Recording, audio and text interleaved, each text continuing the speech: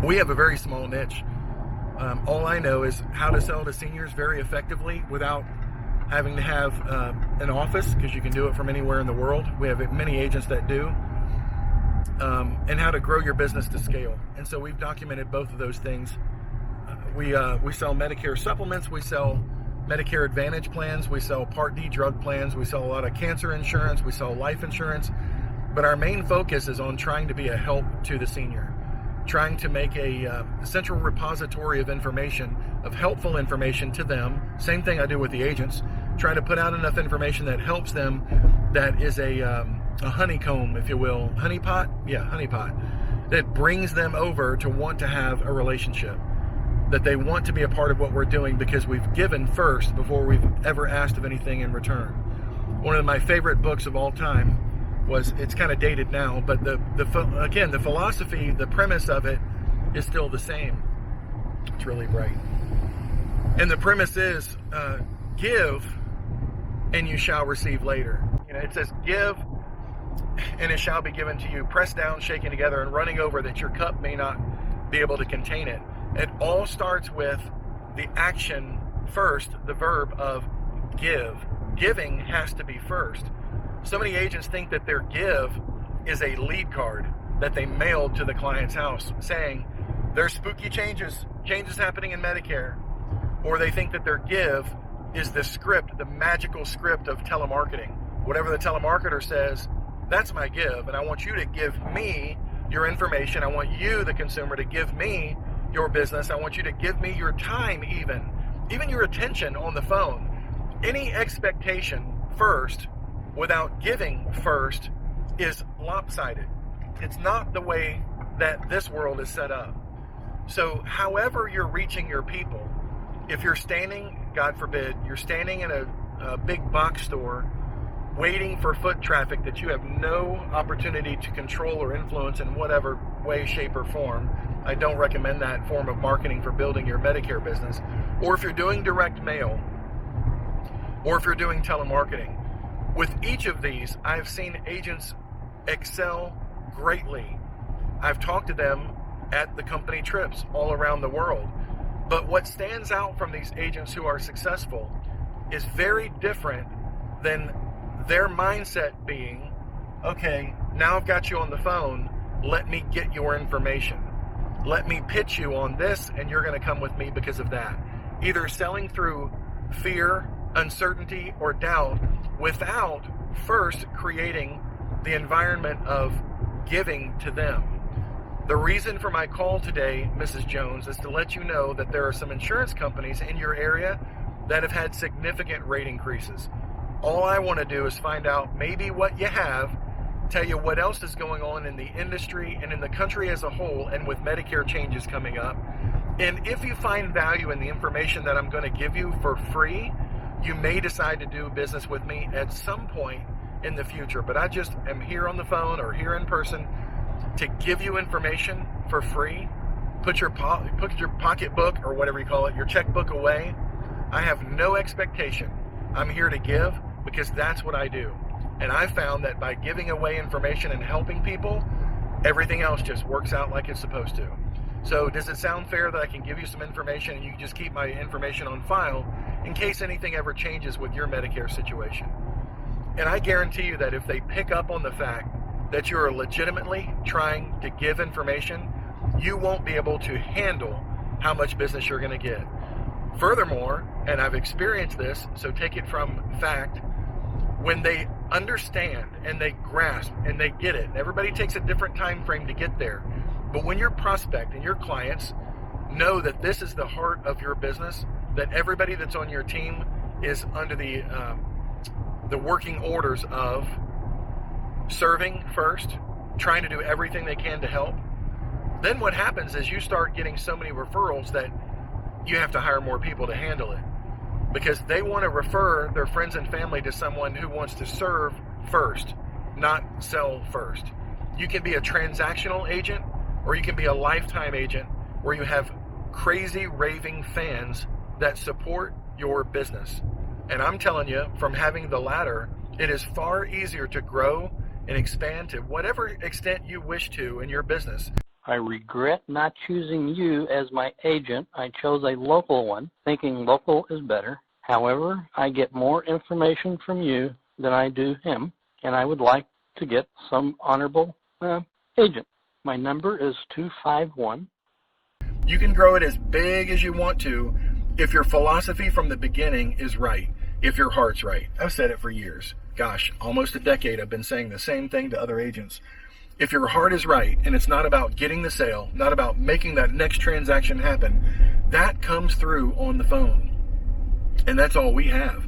We don't have the ability to smile in person, shake their hand, wipe our feet off like they used to do, and just step on in the house. And many agents, tens of thousands of them, are discovering that that's the thing of the past now. Seniors want to do business over the phone more than ever, ever, ever in the history of selling. And phone sales have finally come around where agents and clients realize, oh my gosh, this is way more efficient.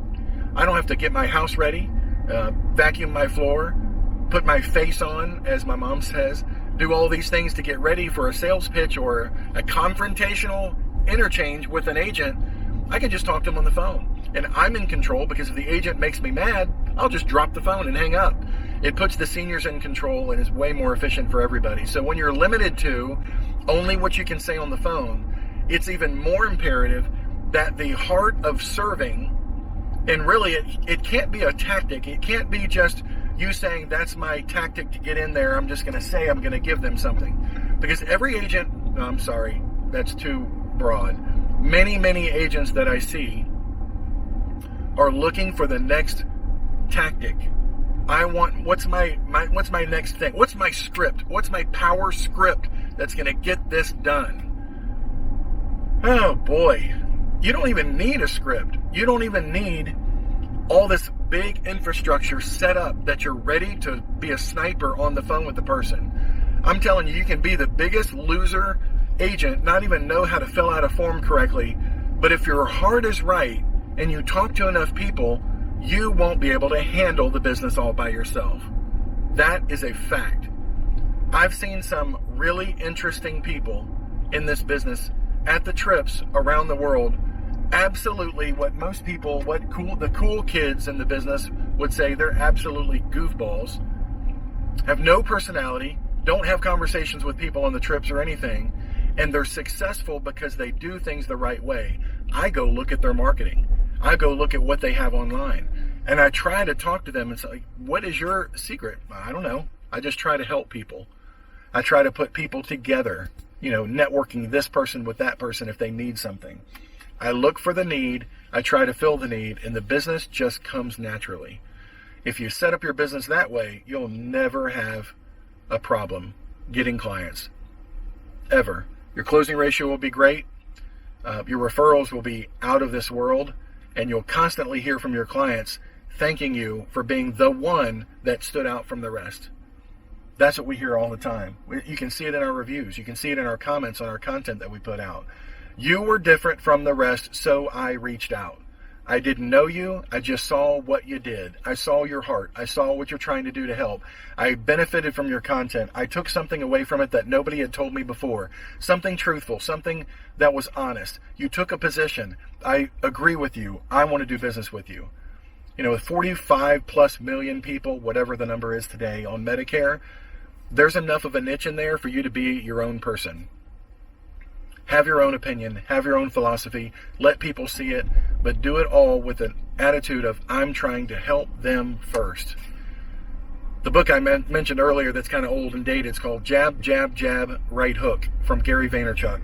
I think it was from the early 2000s.